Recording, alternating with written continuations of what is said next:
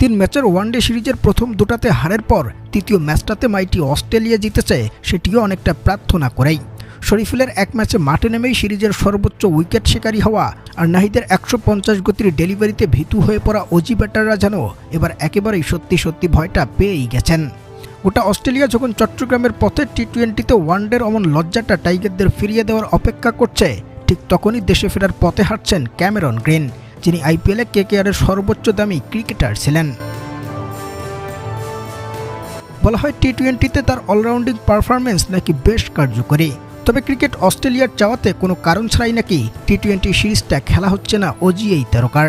অবশ্য দেশে ফিরলেও তাকে ছেড়ে দিচ্ছেন না নাহিদ তাসকিনরা, বরং ওদের থামানোর টেকটিক্সটা আয়ত্ত করতে হচ্ছে গ্রিনকে।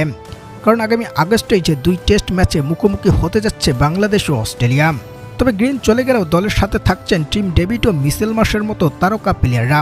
বিশেষক ওয়ানডে সিরিজের মতো করে টি-20 সিরিজের মধ্যেও কি আধিপত্যটা দেখাতে পারবে বাংলার টাইগার বোলাররা? জানাবেন কমেন্টে।